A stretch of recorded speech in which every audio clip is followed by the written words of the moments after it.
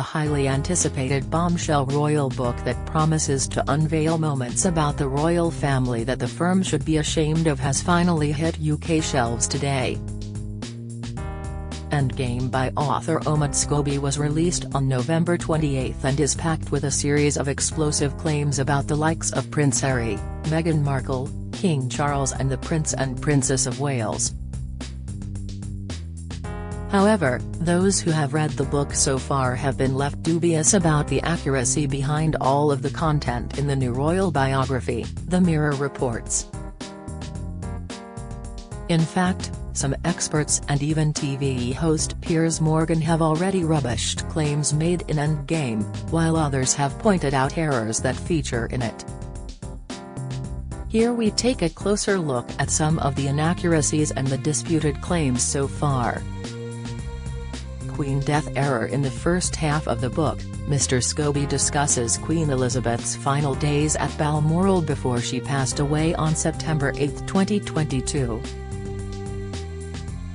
He writes about how members of the firm raced to the Scottish estate to be by Her Majesty's side in her final hours and spent some time with her after she died. He then states, each family member was given time alone with the Queen as she rested in peace. A final moment in private before the world, which was informed of the sovereign's passing at 6:10 p.m., was invited to join the royal family in grief. However, those that remember that somber day well will know there was no announcement regarding the Queen's death at 6:10 p.m. The announcement that confirmed the monarch had passed and that Charles would become king actually came at 6:30 p.m. Kate's staff claim in the section of the book about the Princess of Wales, Scobie claims that she has had 5 private secretaries in 6 years and it's something you'd be unlikely to read about it in any British newspaper. However, this claim has now been disputed according to The Telegraph, as Kate has only had 3 private secretaries in that time and is currently in the process of appointing a new one. Kate Lazy claims the Princess of Wales comes under fire several times in the bombshell biography as Mr. Scobie paints an unflattering picture of Kate. He claims the future Queen works part-time and has earned herself the nickname Katie Keene because the palace press office hides her reportedly lower workload by saying she is keen to learn. After suggesting that she does far less than other senior working royals, he says her position is one other parents could only dream of, and insists she does not plan to increase her workload for 10 to 15 years until her children are grown. Comparing Kate to Meghan Markle, he claims the Princess of Wales isn't known for her leadership and outgoing nature, unlike the Duchess of Sussex. Furthermore, he alleges that Kate often stumbles on her words when speaking in public and that she desperately didn't want to appear on Blue Peter in 2019, describing her as a bag of nerves who was well out of her comfort zone. However, royal expert Richard Kay has hit out at Scobie's description of Kate as he says it's at odds with the facts. Writing in the Daily Mail, he said of Kate, "Here is a woman who, in fact, behaves like a textbook royal. She does not show off, she is discreet, she does not complain. When she performs often tedious public engagements she does so with poise and a dazzling smile that gives every appearance of enthusiasm. She is also, thanks to her upbringing, relatable. Kate instinctively understands that image and image-making is crucially important in the business of defining monarchy and spreading it around the world as an ideal." Piers Morgan's Camilla claim dispute another well-known figure mentioned in the book outside of the royals is Talk TV host Piers Morgan, who has publicly slammed Scobie for his lies. The book alleges that Queen Camilla shares a close friendship with former Good Morning Britain host Piers Morgan and that she quietly thanked him for defending the firm in the wake of Harry and Meghan's explosive Oprah interview. Piers previously quit the ITV breakfast show after he refused to apologise for his comments about Meghan after he referred to her as Princess Pinocchio.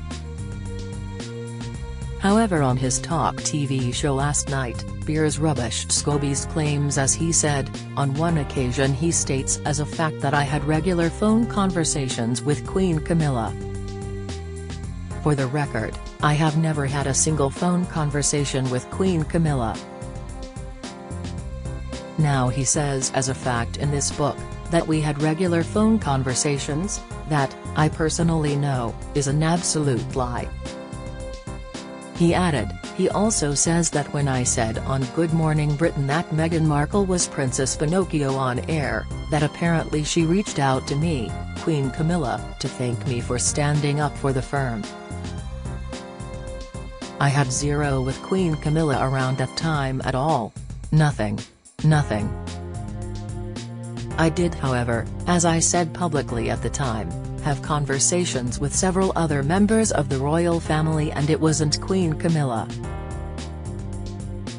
Princess Diana conspiracy. In one part of the book, Mr. Scobie discusses Princess Diana's tragic death following a car crash in Paris in August 1997 alongside Dodi Al-Fayed and their driver, Henri Paul. It's claimed that the accident happened after Mr. Paul was blinded by a major white flash from a camera. During Endgame, it's then alleged that Henri lost control of the car at 65 miles per hour before crashing into a concrete pillar. The theory was part of Dodi's father, Mohammed Al-Fayed's claims that the fatal accident was part of a royal family plot. He claimed it was actually Secret Service agents who blinded the driver in a bid to make the crash look like an accident. However, both French authorities and former Met Police Chief Lord Stevens dismissed the allegation following a thorough investigation. Prince William distanced himself from his brother. It's no secret that Prince William and Harry have become distant with one another in recent years after the Duke of Sussex made some serious public claims against his older brother. During his Netflix docuseries with Meghan Markle, Harry alleges that he was left terrified when William screamed and shouted at him during a meeting to discuss his royal future. His accusations against the Prince of Wales continued into his tell-all memoir Spare, where he recalls a physical altercation with his brother. However, in Endgame, it's claimed that it was actually William who distanced himself from Harry following the Sussexes' wedding in 2018. However, the once Fab Four were spotted attending a number of events together after tying the knot, including Christmas in 2018. Their rift only became apparent the year after Harry and Meghan's wedding, as the Duke spoke about growing apart from William during ITV's documentary Harry and Meghan, An African Journey in October 2019. Speaking of their relationship, the Duke said, "Look, we're brothers, we'll always be brothers.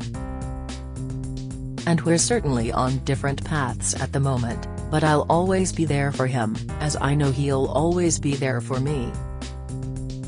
Meanwhile, the new book paints King Charles out to be a cheating husband who ruined Princess Diana's life. While the monarch admitted to cheating on his wife during their marriage, Diana also admitted to having affairs and being in love with her bodyguard Barry Manicky. In private recordings with her voice coach, which were released after her death, she described him as her greatest love. She also said she would have been quite happy to give all this up and to just go off and live with him. And he kept saying he thought it was a good idea too. James Hewitt also claimed to have had a relationship with Diana from 1986 to 1991. Charles had previously had a relationship with his now wife, Queen Camilla, in the early 70s, and the pair remained close despite marrying other people. According to People, the former couple resumed their romance in 1986 during their marriages. You can purchase Omid Scobie's new book Endgame, Inside the Royal Family and the Monarchy's Fight for Survival here.